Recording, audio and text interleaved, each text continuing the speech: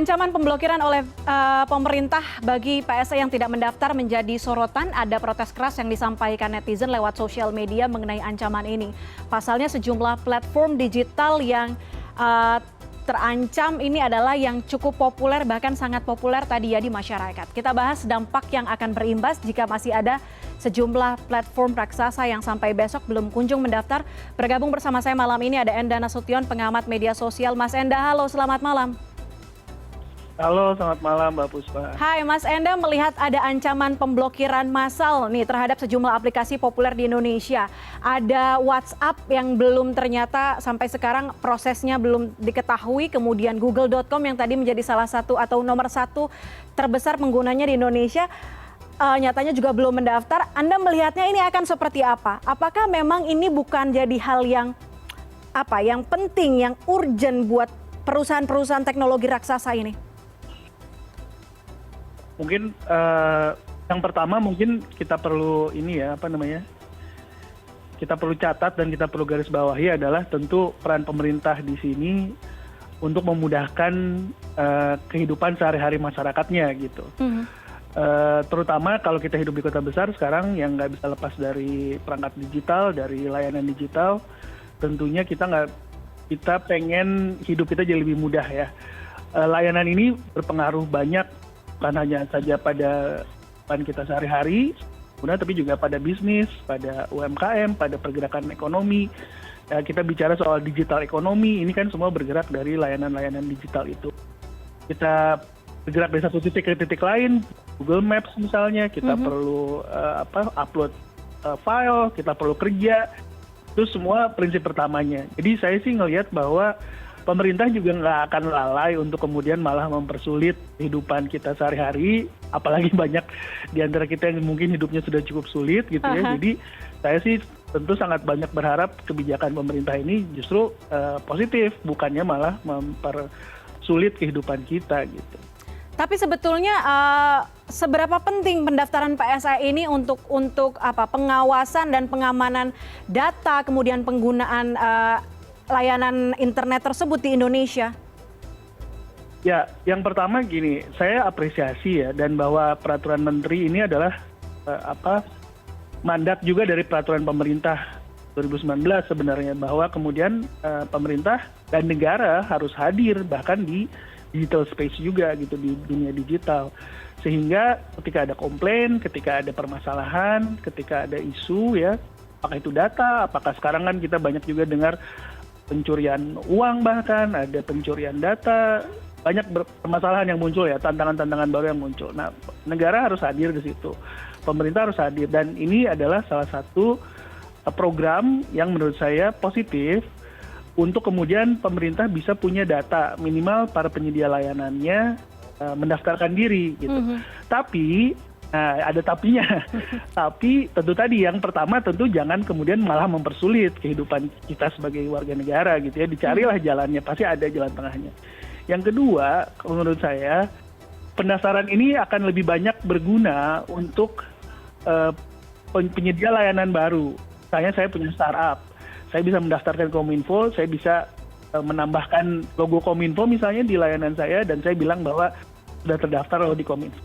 Tapi untuk penyedia-penyedia layanan yang namanya sudah kita kenal, sangat familiar, kita sudah gunakan sehari-hari, tentu harusnya tidak disamaratakan gitu ya, tidak harus sama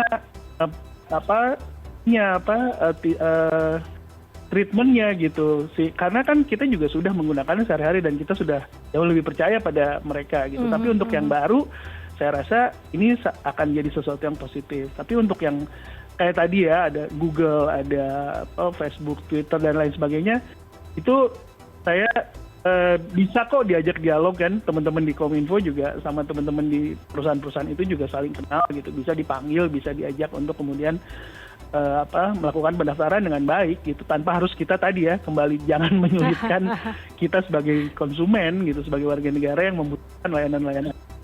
Karena secara legalitas juga masyarakat diajak untuk membaca langsung begitu ya, dari tadi perusahaan besar, perusahaan-perusahaan raksasa yang memang sudah biasa kita gunakan. Tapi kalau melihat tadi ada beberapa perusahaan yang juga ternyata belum sampai hari ini H-1 gitu ya, belum daftar ke Kominfo untuk daftar sebagai PSE. nantinya akan ada pemblokiran walaupun sebelum itu mungkin ada penghentian sementara atau membayar denda. Nah, kalau menurut Mas Enda, pemerintah memang berani memblokir perusahaan-perusahaan yang memang sudah memberikan layanan begitu besar kepada masyarakat Indonesia di internet? Yang pertama gini, pemblokiran itu juga tidak serta-merta tiba-tiba putus gitu kan. Yang saya kenal Pak Samuel, Pak Semi juga bukan fans orang yang suka ngeblokir layanan dan termasuk website juga. Gitu. Oke. Jadi ini sebagai sebuah perangkat tentunya bisa sebagai tools ya, bisa di follow up dengan tindakan-tindakan lain lah. Tapi saya melihat ini begini, oke lah yang besar-besar itu sudah punya badan hukum di Indonesia gitu ya, sudah hadir di Indonesia dan sebenarnya ada masyarakat, ada warga negara Indonesia juga yang bekerja di situ.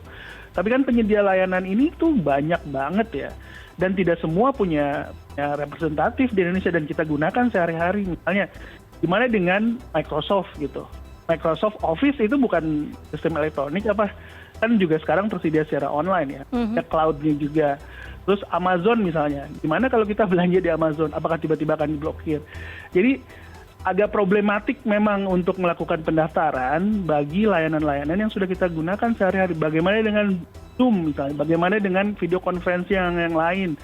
Ada sekian banyak, belum juga misalnya website-website media ya, CNN.com misalnya. Itu juga penyedia sistem elektronik gitu. Apakah melakukan pendaftaran atau tidak gitu kan? Semua website media juga harusnya melakukan pendaftaran kalau dalam definisi penyedia layanan sistem elektronik yang ada di peraturan kementerian sekarang gitu. Jadi satu hal adalah perusahaan atau layanan yang memang ada di Indonesia. Terus bagaimana dengan layanan-layanan lain yang mereka kita gunakan sehari-hari tapi tidak ada di Indonesia? Apakah tiba-tiba akan diblokir? Kan kayaknya enggak juga. Itu jadi ini mungkin langkah pertama ya, saya rasa akan ada banyak iterasi ke depan bagaimana caranya. Maksudnya baik, tentu pemerintah perlu hadir, negara perlu hadir untuk memberikan jaminan dan melindungi masyarakatnya, tapi justru jangan menyusahkan. Itu aja mungkin yang perlu saya garis bawahi ya. Oke, melihat blokir PSE yang kemarin sempat ramai, sampai sekarang ramai di media sosial, ada respon dari warganet, ada yang buat kiamat internet, bahkan countdown-nya ada website itu ya. Melihat terminologi kiamat internet di Indonesia, di mata Enda Nasution seperti apa?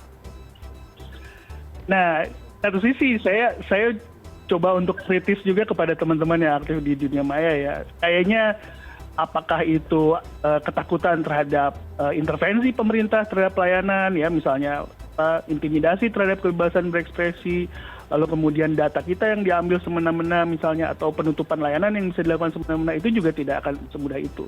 Bahkan untuk kiamat ini juga kan bukan istilah baru ya, sempat waktu itu juga beberapa tahun yang lalu sempat muncul gitu seolah-olah akan kiamat. Jadi di satu sisi yuk kita sama-sama bisa berdialog lah, santai lah gitu ya, nggak usah terlalu kencang gitu ya untuk memprotesnya, karena ini juga program yang baik menurut saya, bisa dibicarakan gitu, tapi kemudian juga tidak perlu ditolak mati-matian gitu ya, karena memang ini sesuatu yang positif juga, tapi memang eksekusinya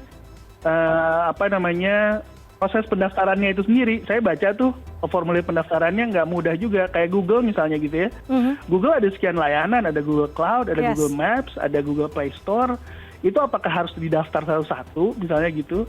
Dan kemudian di dalam form pendaftarannya itu sendiri ada IP address, ada pertanyaan di mana data dan servernya misalnya, itu kan untuk perusahaan yang sudah begitu kompleks ya dari sisi teknologi IT-nya, nggak gampang untuk kemudian bisa memberikan informasi itu. Bukannya nggak mau ya, tapi mungkin siapa yang berhak memberikan informasi itu. Twitter misalnya gitu, saya nggak yakin kantor Twitter di Indonesia nggak ada kemampuan teknis untuk kemudian bisa menjawab IP address-nya berapa Twitter, servernya ada di mana.